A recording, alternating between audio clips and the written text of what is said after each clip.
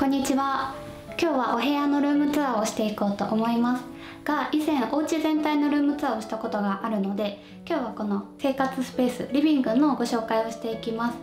最近模様替えをしたので、新しい配置についてとアイテムのご質問もたくさんいただくので、そういったのも踏まえてお話ししていこうと思います。はい、それでは早速見ていきます。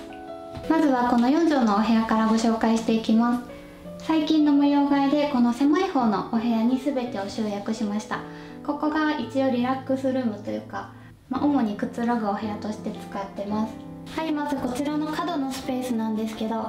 今はお洋服も全てこちらに置くようにしていて、畳のものをここのスーツケースの上に置いてます。そしてここに同じく無印の吊るせる収納のポケット付きのタイプですね、これをかけてこの内側に下着だったり靴下を入れてます。そしてこの背面にいろいろ吊るして、バッグだったりかけてます。次にこの姿見は初めて一人暮らしをした時にニトリで買ったものです。おそらくまだ置いてあると思うんですけど、2000円しないくらいのアイテムです。ただ後ろの立てかける部分がもうだいぶ壊れてきてしまっているので、可愛いものを見つけ次第買い替えたいなと思ってます。そしてここにかかっている照明なんですが、これはダース・ベイダーに似ていてすごくお気に入りなんですけど、名古屋のヴィンテージショップで昔購入しました。これがカスタマイズができて、ここの傘の部分と間のソケットとコードの色と長さなど自分の好きなように組み合わせることができたので、もう1時間も2時間も悩んでこの組み合わせにしてもらいました。で、私コードがあんまり好きじゃないんですけど、全てコードレスにすることは難しくて、全て隠すことも難しいので、この見えても可愛いようなちょっとロープっぽい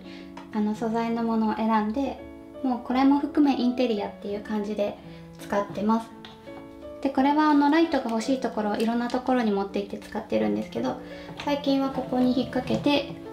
夜間接照明として使ってます。引っ越してきてすぐこれを天井につけていたんですけど、ちょっと明かりの感じがあまりいまいちだったので、また間接照明として戻しました。はい、次にこちらのコーナーなんですが、まずこちらは無印の定番のファイルボックスですね。ワイドタイプかな、こちらを使ってます。ここにはファイルだったり領収書とか、あとは本を立ててます。この蛇腹のファイルですね、フライングタイガーで買ってみたんですが、使って2ヶ月ぐらい、正直あんまり使い勝手は良くなかったかなと思います。使い道によると思うんですけど、頻繁に出し入れする領収書整理にと思って買ったところ、それにはもしかしたらあんまり向いてないかなと思ったりもしてますが、ちょっと素材感も可愛いし、こうゴムでまとめられるのが良くて、もうしばらく使ってみようと思ってます。そして最近読んだ本、色習慣という本を読みました。これはタイトルと表紙のこのデザインで初め一目惚れして手に取ったんですが、私色についてすごく興味があるので、読んでいてとても楽しかったです。またまとめていろんな読んだ本とともに紹介したいと思います。はい、そしてここに小物がいろいろ並んでます。ここがよく使う文房具類を入れてますね。特に面白いものはないんですが、以前紹介したこのスリムなホッチキスはなかなかおすすめです。そしてこの小物入れの蓋なんですけど、蓋をこんな感じでトレー代わりにしてアクセサリーとかヘアピンを入れてます。あとはここに香水ものせて、いつでも付け外しができるようにここに置いてます。そしてこれですね、これは以前引っ越し前の家のキッチンの収納で上段にこのようにつけて使っていたんですけど、今のキッチンには取り付けるところがなかったので、テーブルに置いて使ってます。主に充電周り入れたりしていたんですけど、今はティッシュだったり帰ってきて小物を戻すスペースに使ってます。これは確かサリュだったかなっていう雑貨屋さんで昔買いました。テーブルに置くとここが少し干渉してしまうっていうのはあるんですけど、今はメインの作業台として使っていないので、いいかなと思ってこのように使ってます。そしてとてもご質問の多いこちらのすりガラスなんですが、これは鏡でも何でもなくて、単なるインテリアとして使ってます。ただ立てかけているだけです。空間に立体感が出るかなと思って壁掛け代わりにインテリアとして使ってます。ずっと出ているこの長テーブルというか長椅子というか、これとこのすりガラスは古道具屋さんで買いました。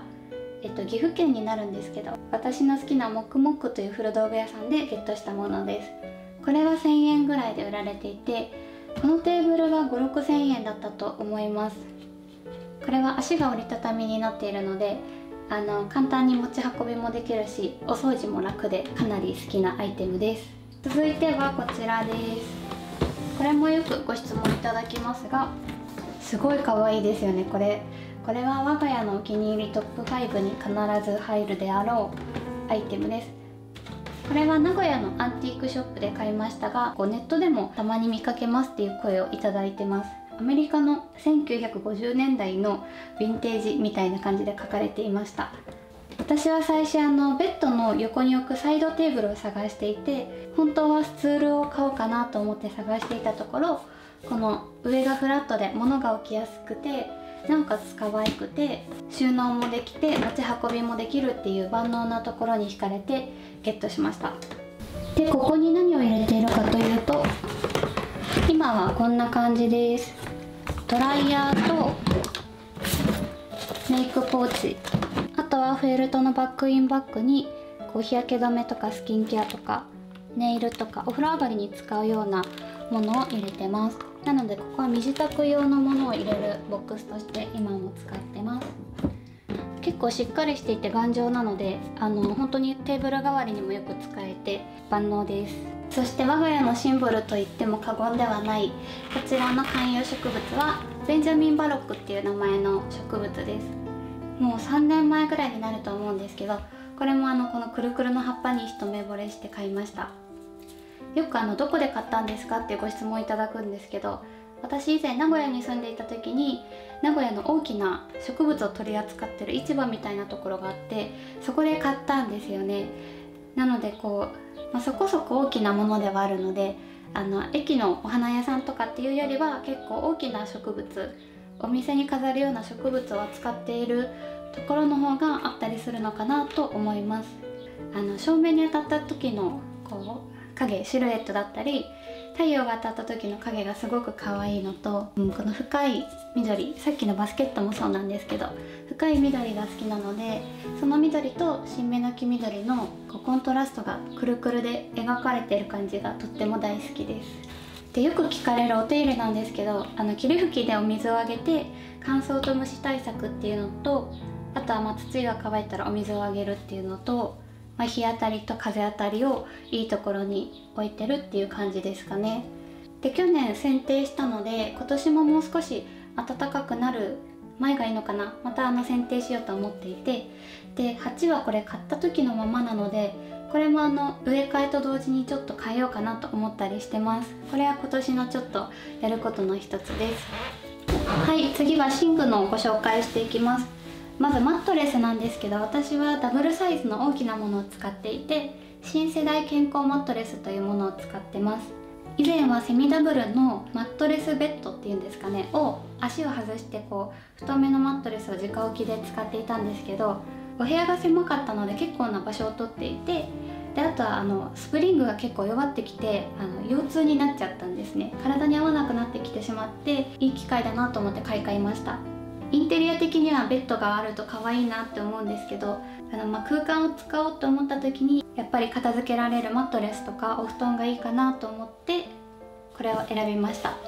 で、寝心地なんですけど、厚さが3センチなんですね。調べていただいたら詳しく載ってると思いますが、3センチで薄くないんですか、痛くないんですか、底冷えはしますかってご質問いただくんですけど、まずは痛くないです。で、その3センチなんですけど、寝た時に床につく感じは全くしないのと、これは高反発のマットレスなので私の体に多分合っていて、腰の痛みもなくなったし、長時間寝ても痛くならなくなりました。で、底冷えはしないのっていう話なんですけど、それは引っ越し前のお部屋の時は全くしなかったです。ただ今引っ越してきてちょっと環境が変わった時に、今年の冬少し寒かったですね。なので持っているブランケットとかをちょっと代用して背中に引いたりしてカバーしてました。やっぱりそれは家の環境によるかなって思ったりもしてます。で、サイズをセミダブルからダブルサイズ大きくしたんですけど、それはもう単純に寝るのが好きだからっていうことだけです。畳んでしまえば面積はおのずと少なくなるわけなので、その分ちょっと贅沢にと思ってダブルサイズにしちゃいました。今3つ折り状態でこんな感じです。なので2人分のソファー感覚にもなるし、ちょっと寝るのが好きなんで1人でも贅沢にゴロゴロできるっていうのでダブルにしちゃいました。でその上に今引いているのがイブルのマットです。よくベビー用品として愛用されているようで、とっても気持ちいいです。色もデザインもたくさんあるんですけど、私はシンプルに白いものにしてます。で上にかける布団はニトリのカルフア羽毛布団っていうのを使っていて、でこのクッション2つはネットショップで買ったので、こちら概要欄に貼っておきます。インテリア的にはクッションとか同じようなものって3つあると可愛い、バランスがいいらしいんですけど、ちょっと3つだと多いので私は2つ置いてます。あるとなんかぐっとお部屋が閉まる気がします。でこのカーテンは引っ越し前から使っているベレバンで買った1000円のマルチカバーっていうものを使ってます。それを2枚重ねていて、特に長さ調節はしていないので、この余った部分は二重折りにして色が濃い部分ですね、裏側になってます。でこの上の部分に100均で買ったクリップで留めていて、でここはちょっと横幅があって強度が心配だったので、これは100均ではなく無印で買った突っ張り棒を使ってます。はい、そしてこの椅子はヘリノックスっていうアウトドアブランドのチェアですね。多分一番オーソドックスというか一番人気の定番の方だと思うんですけど、それを使ってます。で私は背もたれがここまでのスタンダードなタイプを買って、よく頭の方まであるもたれかかれるタイプのもあると思うんですけど、それではないので、もたれたい時はこうやって壁につけて使ったり、クッションを背中に挟んで、そうすると角度がちょっと高くなるので、これだとすごく楽です。なので場所を移動したり物を使ってちょっと工夫して座ったりしてます。でこの丸い座布団のようなクッションのようないびつな形のものは、私が昔手編みで編んだものでもうだいぶボロボロなんですが、一応置いてます。はい、という感じで今こちらの4畳の方のお部屋をご紹介したんですけど、この真ん中のスペース、今ちょっと撮影に使っていたので避けていたんですが、ここにこの青いモンベルのテーブルを普段は置いてます。これが高さ調整ができて3段階調整できます。今はこれ真ん中の高さにしているんですけど、先ほどのヘリノックスの椅子と合わせるときはこの高さがベストですね。ただ下に座って使うときはもう1段階下げて低くして使ってます。私はこのモンベルっていうスペルのバランスだったり、なんかちょっと渋い感じが逆に好きなアウトドアブランドです。はい、でこれもよくご質問いただくんですけど、私は軽くて折りたためるっていうところを重視して選びました。こういう感じになってるんですね。お風呂の蓋のような。そうなので安定感としては一般的なテーブルには劣ります。なのでこの状態で勉強ができるかノートが取りやすいかっていうと、それはそうではないですね。で食事の際も私はトレイで食べてます。あとはノートパソコンだったら全然使い勝手はいいので、この一番安定している手前のところに置いて使ってます。ただ何よりも私はこの大きさに惹かれて買いました。はい、では次お隣の6畳のお部屋をご紹介していきます。模様替えをしてこちらは作業スペースにしました。なのでとても物がない状態ですっきりしてます。で日によって使い分けをしてるんですけど、これは無印で買った洗濯物干しです。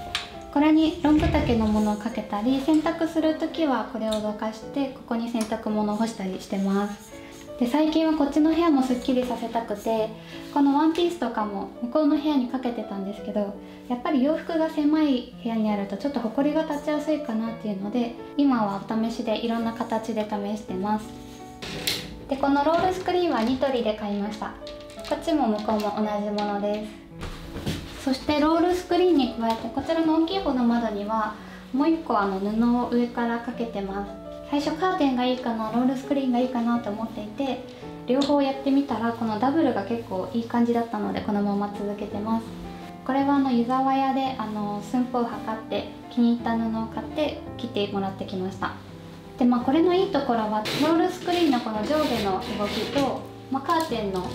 左右の動きとで光を好きなように隠せたりとか、目隠ししたいタイミングで好きなように自由自在にできるのがいいかなと思ってやってます。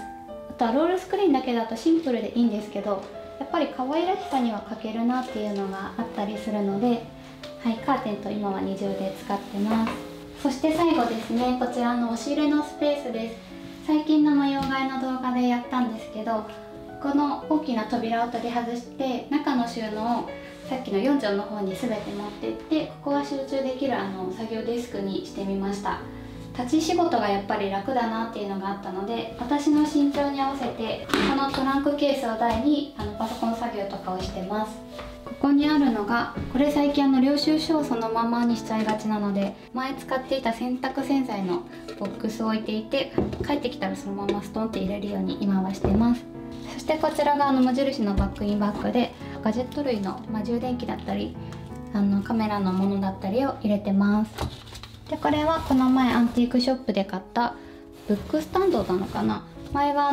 充電周りに使っていたりもしたんですが、模様替えをしてシンプルに本とか手帳とかよく使うものを、ここで使うものを立てかけてます。